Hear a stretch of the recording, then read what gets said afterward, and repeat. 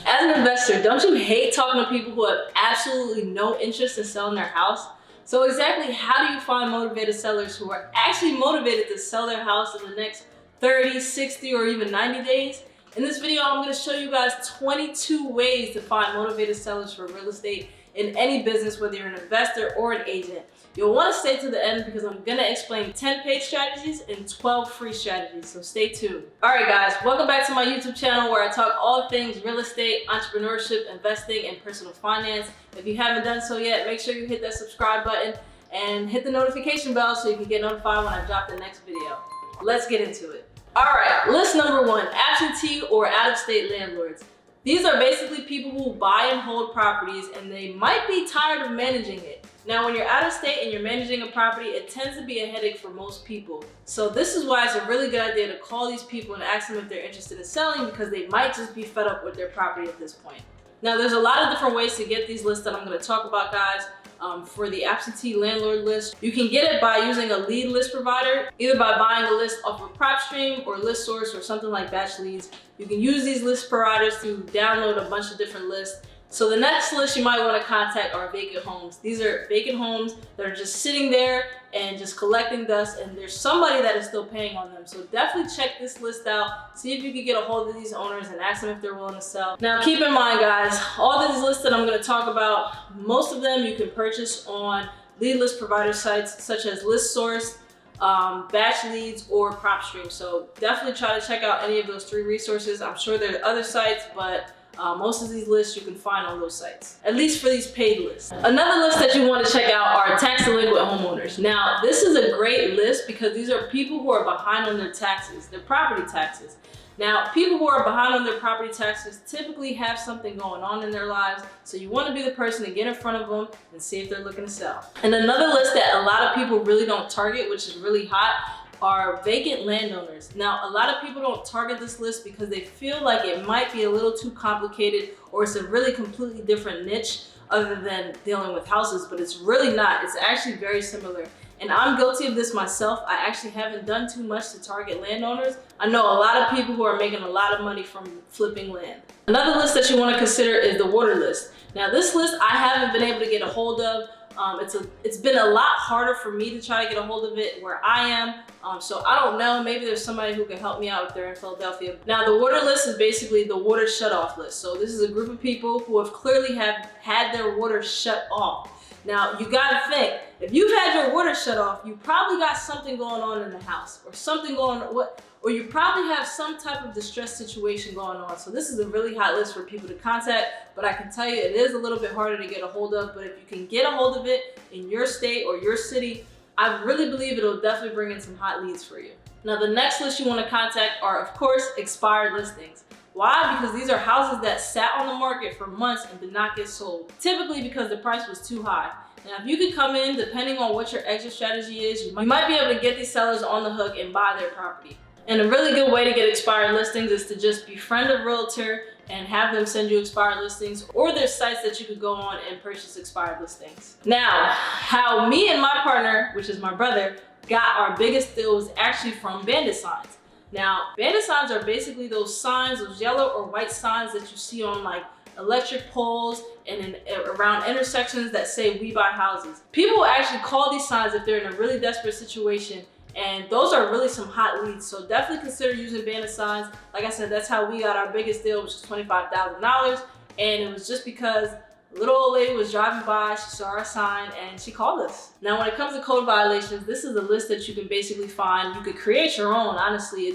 It's just houses that have like that either red sticker or yellow sticker on the house that says there's something going on with the property, whether it be like really high grass or some other violations going on with the house. So definitely call those people. Next list you want to target are definitely pre-foreclosures. These are people who have gone through some type of hardship and are not able to make their payments on their house and have gotten some type of notice in the mail from the bank saying that they are in default. So obviously there's something going on in the house and they may need you to buy it. Now, a list that I personally like to target are high equity and low equity homeowners. So this list is basically a group of people who have paid down a lot of their mortgage and have a high amount of equity, or people that have a low amount of equity. And either way, I can personally deal with both, because if you're trying to wholesale a property with low equity, you probably can't do so. There's probably not much of a spread for you. But if you have other ways such as creative financing, you can definitely find ways to figure out how to buy their property even with no equity. So I highly recommend you guys learn how to do creative financing. I'm working on a couple creative financing deals, and I would love to give you guys some case studies once they close, but they're not there yet, so stay tuned. All right, so those were all the paid ways to find motivated sellers. Now let's get into some free ways to find motivated sellers. All right, guys, the next way to find motivated sellers is to use bird dogs. Now, if you don't know what bird dogs are, they're basically people who are just out and about, living their life, doing their jobs, whatever they do, and they just bring you properties that you can then find the homeowners, call them, or whatever way of contacting that you prefer, and get the property under contract and get it sold. So the really great thing about bird dogs is that you don't have to pay them until you close on the property. So they can send you a bunch of distressed properties, but you have to know, and they have to know, that they will not get paid until you close on the deal. So this gives you leverage, because you can offer them $500, $1,000, $1,500 to simply send you an address to a property.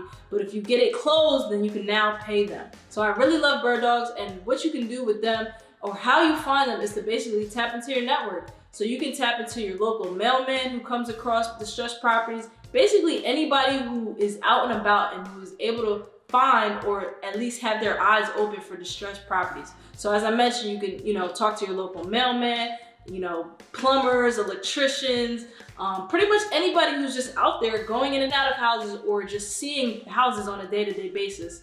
And they can bring you a lot of money.